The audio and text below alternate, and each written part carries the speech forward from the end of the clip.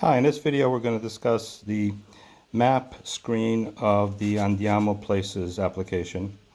Normally when you launch the app, you're in the home screen. To go to the map screen, you click on the map icon. And then you see all the places that are in the guide. Now there's one exception. There are some places that are hidden, and we'll talk about that some other time. But for now, these are the places. Now, let's look at the menu items. The back button is the same as you've seen before. It goes to the previous screen. Search is the same as we saw in the places screen. It's a text search on the places for the name, categories, and group. So we don't have to discuss that. The filter is exactly the same as the one in the places screen. So we won't discuss that. The menu is different, obviously. So track my location basically tracks where you are and centers the map. So if you're walking, you can then check where you are on the map. You can turn that off. Then we have show place names. Now the reason why that's not on by default is because it's very busy, as you can see. So to see them, you have to basically enlarge the screen. It's by default we keep it off, and let's see. It takes a while to load, but all right. So the next one I'm going to show you. Let's say you've somehow you zoomed out or something. If you want to get back to have all the places visible, you do that, and they centered again.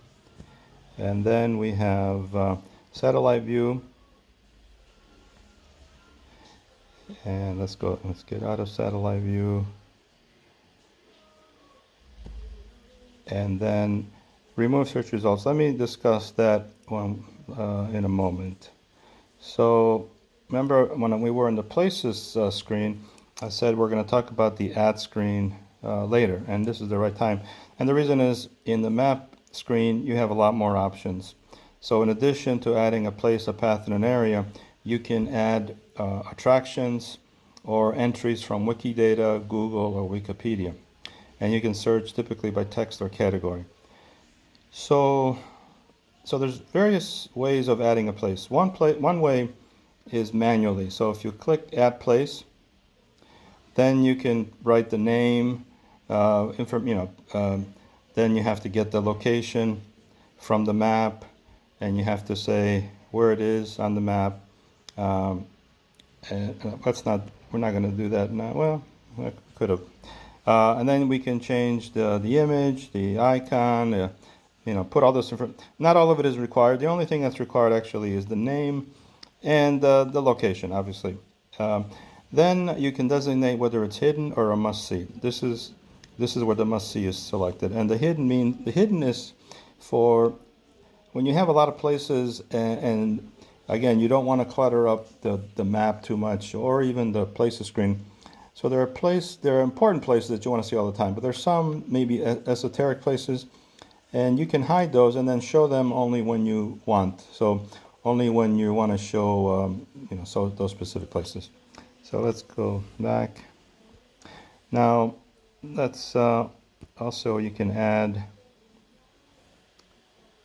okay, so let's do the search, because this we can do later.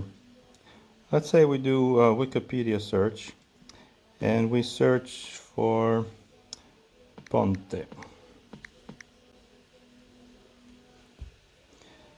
Takes a few seconds.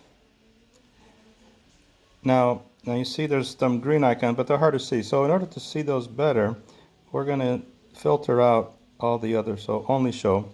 So we're going to only show the search results. Okay.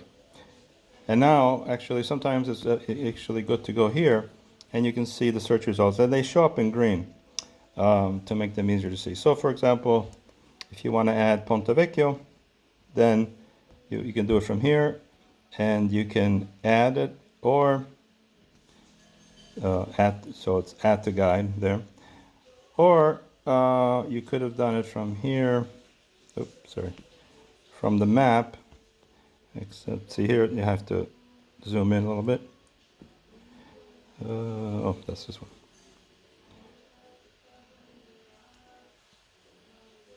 There it is. Ponte Vecchio. And again, you get the same add to guide, and that's how you add it. Now, there's another way of adding things right from Google Maps. Because Google Maps has already has points of interest. You can click on one of them like that, and then you can add that point of interest (POI) to the guide directly. So that's without that's Google basically is built into the Google Maps, which is what we're using. And so these are different ways of adding places to the guide. And we'll go into more detail on adding places in a different video. For now, this is just to indicate that the capability is there.